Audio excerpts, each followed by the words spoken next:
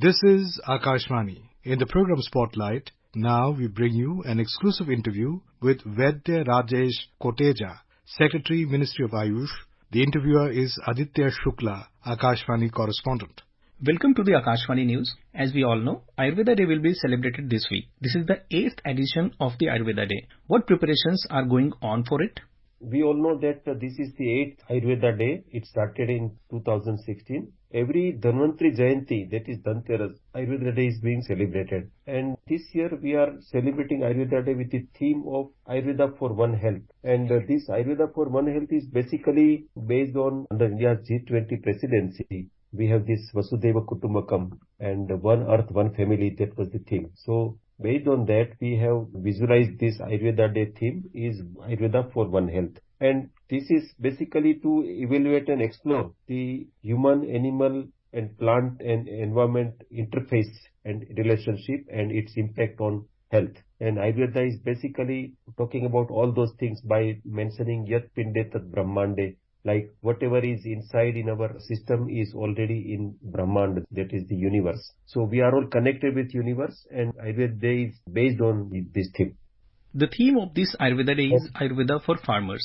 Actually, Ayurveda for Farmers is a part of this basic theme of Ayurveda for One Health, because Ayurveda is plant-based, science, the medicines and all preparations are made from the plants. And one of the important area of Ayurveda for One Health is Ayurveda for farmers, then Ayurveda for students, Ayurveda for public health. So we are looking at all these possibilities to explore. And one of the important aspect is Ayurveda for farmers. What activities are being planned for this Ayurveda Day? As I mentioned, our this year's Ayurveda Day is on 10th, that is on Dhanvantri Jayanti Dhanteras. And as a matter of fact, this Ayurveda Day is already being celebrated and preparatory activities are going on. Like we have developed a micro website, ayurvedaday.org.in, and there is a interesting statistic came out, like for the reporting on this website. There are more than 17,000 activities already happened. There are 13 crore people have pledged their I Support Ayurveda on this microsite from 95 countries actually. This 13 crore participation is from 95 countries and not in our country only.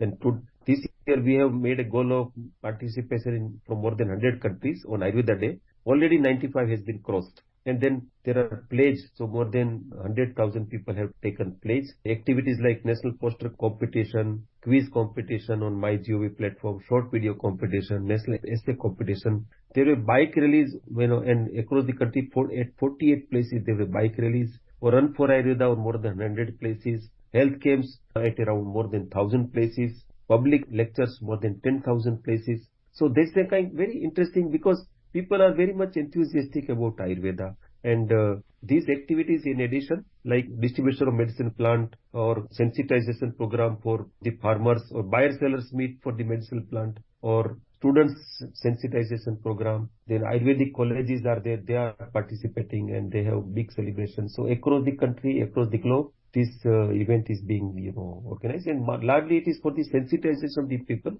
and then to showcase the strength of Ayurveda and then in public health and for the students' benefit or for the kisans or farmers' benefit. That is what we are planning. Cultivation of Ayurvedic herbs and medicinal plants can boost farmers' income. This has also been the priority of the government. What steps are being taken by the Ayush Ministry to promote cultivation of herbs? Ministry of Ayush is having National Medicinal Plant Board. This National Medicine Plant Board is an apex body to have convergence and communication with different ministries, who is like Ministry of Agriculture, Government of India, or Ministry of Environment and Forest, or Panchayati Raj. So wherever there is an activity related to any cultivation, or particularly medicinal plant cultivation, is being coordinated by Medicinal Plant Board. And they are having a lot of different schemes and activities related to creating supply chain ecosystem from farmers to the industry. For example, they have an e-Charak platform where they facilitate the farmers to sell their cultivated medicine plant products and plant-based medicine content or quality plant material to the industry. And this facilitation is like in the buyer-sellers meet or a virtual platform like e-Charak. This name of platform is e-Charak. And then also sensitization, providing nursery assistance so that the plants can be first put in nursery, and then the saplings of the plant can be distributed to the farmers. So nurseries, herbal gardens, school herbal gardens, education institutions, herbal gardens. We are actually collaborating with the Ministry of Women and Child, where they have Poshan Vatika scheme. So all Anganwadis will have Poshan Vatika. It is already started. So we are helping into Poshan Vatika also. We are helping the Panchayati Raj for converging into the Manarega scheme, where medicinal plant trees, because trees is usually Kisan don't cultivate, but trees are planted, medicinal trees are planted into Panchayat land. Then in future, it is actually beneficial to the Panchayat or local farmers. So a lot of such things. And to facilitate all these things, we have state medicine plant boards. So with the states, we work with the states, and state medicine plant boards are an agency and the field facilitate the farmers. And we have regional facilitation centers across the country. So in all directions like north, west, east, south, eastern India and central zone. So there are 6 such RCFCs hosted in university or some important institutes like Forest Conservation Research Institute, FCRI, Kerala. Such kind of RCFCs are there to provide technical support for the cultivation to the farmers. So for example, these ecosystem of National Medicinal Plant Board have created more than 140 technology for cultivation. So cultivation technology, how to cultivate, when, what types of soil is required, what type of plant is required, how much is production, what is the cost norms, and there are subsidy also. So all those things are being done by National Medicine Plant Board. So as you said, organizations like regional facilitation centers and state medicinal plant boards have been instrumental in creating awareness among farmers about the medicinal and economic value of herbal plants. What steps are being taken to strengthen these bodies? Actually, these state medicinal plant boards are given a seed grant every year by the Government of India under central sector schemes. So state have not to contribute anything, is all funds are given by Government of India to sustain this, and then lot of states are doing really good. So they have an apex mechanism where a CEO of State Medicine Plant Board is there, their websites are there, and they are actually working in the field to facilitate dissemination of the knowledge, facilitation for cultivation practices, connecting them with different schemes of Government of India like Horticulture Mission and other schemes of Ministry of Agriculture or Ministry of Ayush. And then their task is to visualize the feasibility of any such proposal and recommend to Government of India. And National Medicine Plant Board, based on the recommendations of State Medicine Plant Boards, considers those proposals and provide the subsidies or grants and provide the projects. Actually, NMPB is also doing a lot of research projects for the quality plant material or upgradation of or studies on the medicinal value of certain varieties of the medicinal plant, cultivated medicinal plant. So this is about the State Medicinal Plant Board. RCFCs are mainly more of the technical things. They are hosted in the technical institutes like universities and institutes. So they have this strength of evidence-based, research-based ecosystem. So they provide assistance and guidance to the State Medicine Plant Board as well as the farmers for better output, better yield, cultivation practices, and then also facilitation for the marketing. So they also connect them with the industry, supply chain management, and all those things are being done by RCFC, and it's all wonderful doing. For example, in this National Medicine Plant Board is working since 22 years now. In 22 years, they have facilitated more than 250,000 hectares land for the cultivation of medicine plant. So it is huge. And then you also know that these medicinal plants have better value. They are the high value commodity. So the dream of our Honorable Prime Minister of making the farmers' income double in next 2 years is also happening. It is possible through this, and then we are actually doing it in this field. We would also like to know more about this National Medicinal Plants Board. So how crucial is the role of National Medicinal Plants Board in connecting farmers with the Ayurveda Day? Actually, this is as I mentioned, that the theme of Ayurveda Day is Ayurveda for One Health.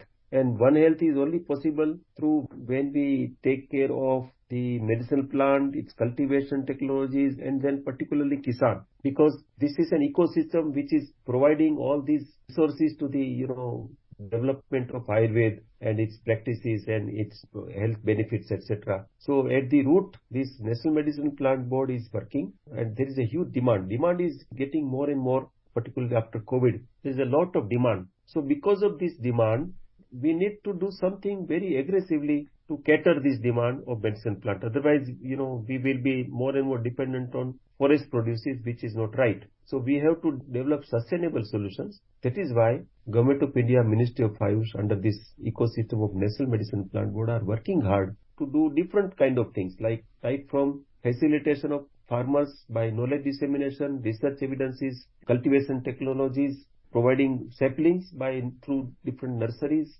and then after they produce, they cultivate, connecting them to the market, eliminating the middlemen, so then they get better values. For example, this industry were paying roughly 150 rupee per kilo for that particular commodity of Bala, Sida codifolia plant. And they have buyback arrangement with the farmers for 100 rupee. So industry saved 50 rupee per kilo. But then these farmers were selling it for 40 to 50 rupee kilo. And then they get double of the price. So they, in place of 40 rupee, they are getting 100 rupee. And industry also is benefited and farmers is also benefited. Farmers' income also became double. And industry has a commitment because they are getting it at a comparatively, qualitatively good product at a less price. So this kind of, innovative things are being done. That is what I wanted to mention. India has emerged as the hub for the health tourism. And as we know, we are the land of yoga and meditation. So yes. What role do you see of the Ayush Ministry in this regard?